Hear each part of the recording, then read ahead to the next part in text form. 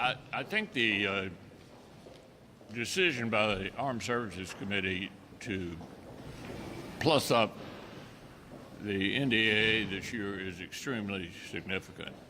Not only did every Republican vote for it, most of the Democrats did as well. I think that's an accurate reflection of where we ought to be headed in terms of defense spending based upon current conditions. When the agreement was made last year, the world did not seem to be quite as much a fire as it is now. We need to react to where we're headed. Not only big power competition with China and Russia, but also Iran, and now, of course, we have the war in Israel on top of everything else. So I want to commend Senator Wicker and the bipartisan group on the Armed Services Committee who gave us a roadmap. Now the challenge is going to be to find a way to pursue the roadmap with real money. The leader is right. The most important job we have as elected officials is the safety and security of the American people. And so I was very pleased to see Senator Wicker and members of the Senate Armed Services Committee last week in a big bipartisan way pass out legislation that increases the top line, the defense top line, by $25 billion.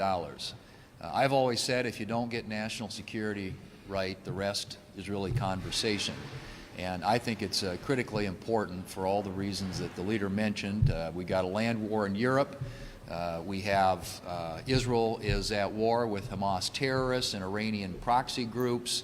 China is increasingly aggressive. These all represent threats to the United States of America and to our people. And so it is critical, in my view, that the Senate take up the National Defense Authorization Act, and I would hope that Senator Schumer would decide to do that. I'm hoping that's the case, but if past his prologue, he will push this and try and push it to the end of the year. I don't think that accords it the priority that it deserves. I think that this legislation needs to be on the floor of the United States Senate with a robust amendment process, so individual senators have an opportunity to come and have their voices heard in this very important legislation. But the one thing I think that is clear in all this, and that is that there are some things that are more important than politics, and national security happens to be one of them. We're doing a series of show votes. We're voting on all kinds of things that are not going anywhere. There's no objective or intention to make law or to have any of these things enacted. They're all political show votes because this is an election season. America's national security is not a political issue. It is the #1 issue when it comes to defending the safety and security of the American people, and Congress should act like it.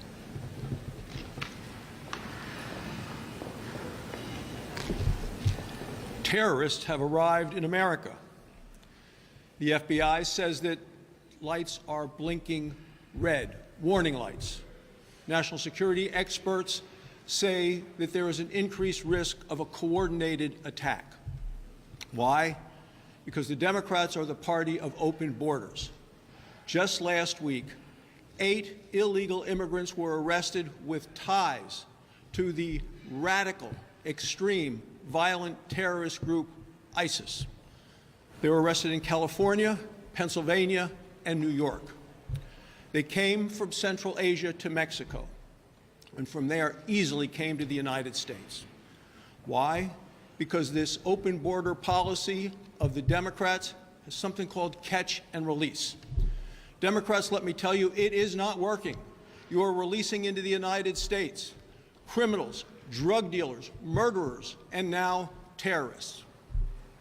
And for other Americans, let me tell you, we are living on borrowed time. This Biden administration and the Democrats have let 10 million illegal immigrants into our country. 10 million. Common sense will tell you that among them are additional terrorists, and Democrats have no plan to keep us safe. Last week, Joe Biden had an executive order, a feeble executive order, Too little, too late. And today at the White House, Joe Biden is going to be down there with another order, which is going to provide amnesty for another 500,000 illegal immigrants. Our country is being invaded by illegal immigrants, and in this Senate, Democrats are repeatedly voting to continue this. The American people want secure borders. We want to know who's coming here. Republicans have solutions. It's finish the wall. It's stop, catch, and release, and bring back a policy that works. And that policy is called Remain in Mexico. And I'm going to keep piling on where he left off. So, yes, once again, President Biden has rolled out the red carpet for illegal migrants. So we're hearing the doublespeak again. Out of one side of his mouth, he's saying, look at me, I'm doing an executive order. We're going to control the border. And then on the other hand now, he's offering basically mass amnesty to hundreds of thousands of illegal migrants that are currently within the country. So who's listening to this doublespeak? Well, I can tell you it's our adversaries. It's terrorist organizations, and most certainly it's the cartels. So let's just look at where we are since the executive order nearly 2 weeks ago. 2,700 illegal crossings just in the San Diego sector. Just as Senator Barrasso said, we had 8 illegals in the United States that were caught that have links to ISIS, a terrorist organization. And just most recently, we saw the horrific rape and murder of a mother of 5 by an illegal immigrant. When and where does it stop?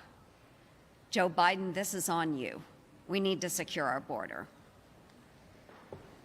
Well, I'm going to change it up a bit. Before I do, though, I would like to say something. Senator Ernst said, who is listening to what the president's saying with his back and forth ping-ponging on his immigration policy? I'll tell you who's going to end up listening is the court system. This is all going to the court system. None of it will be put into effect because it's going to have to be litigated, and it's all being put out in front of the American people for political fodder for the election in November. That's obvious. So there's no passion here. There's no real policy here because this is all going to be listened to by the courts in the United States and will not be even litigated before we turn the clock into 2025. But today I want to talk about something that is good news, and that is the ADVANCE Act. That is a bill that I've worked on for over a year through my EPW committee. It is in conjunction with Senators Carper and Senator Whitehouse. The House passed the ADVANCE Act by 393 to 13. What does it do? It's for advanced nuclear. We hear a lot about the solutions of energy. How are we going to meet the energy demands of tomorrow?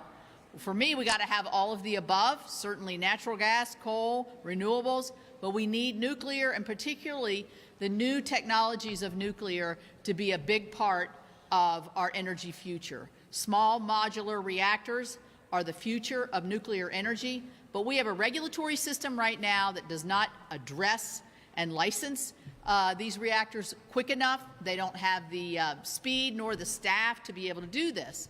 But we also need to take, as the United States, the power of the world, nuclear innovation to the rest of the world. We want to be the leader here.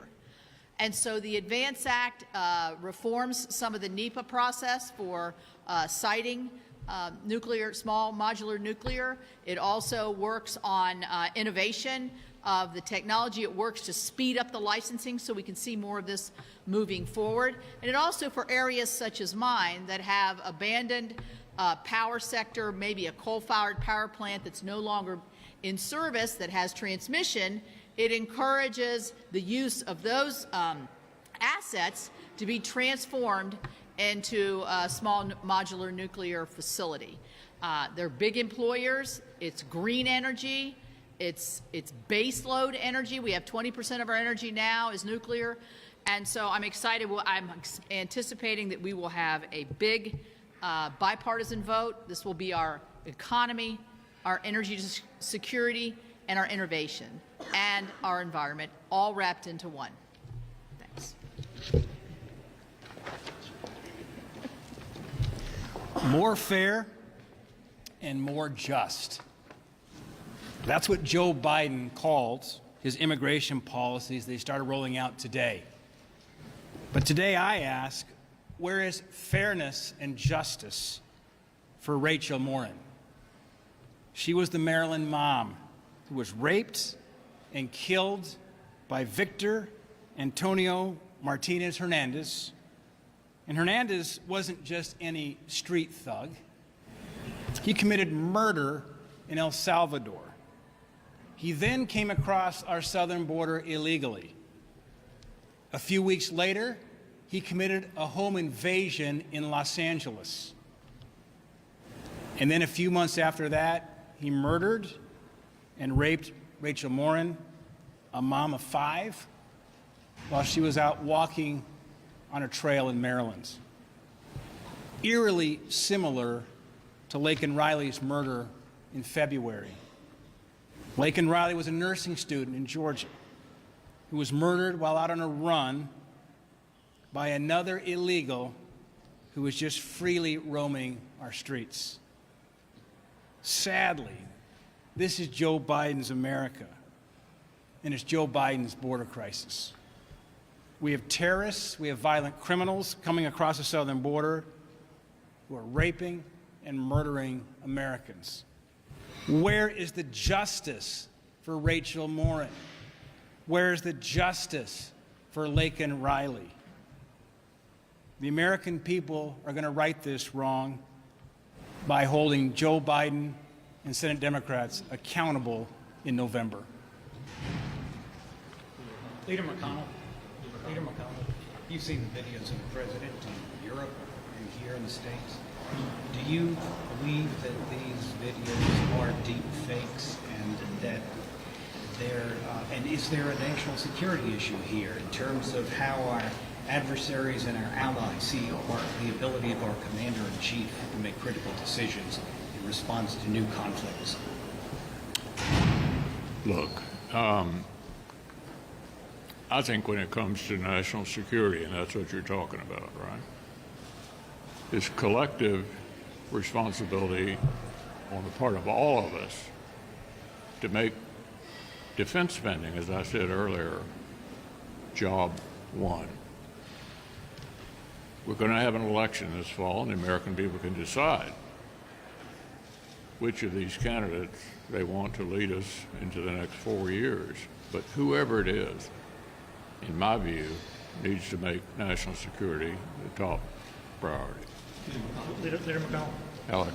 are you going to reach out to Speaker Johnson to get him on board with the Wicker proposal to increase defense spending by $25 billion? And what are the next steps to get the Appropriations Committee to come along with that number? That's the challenge.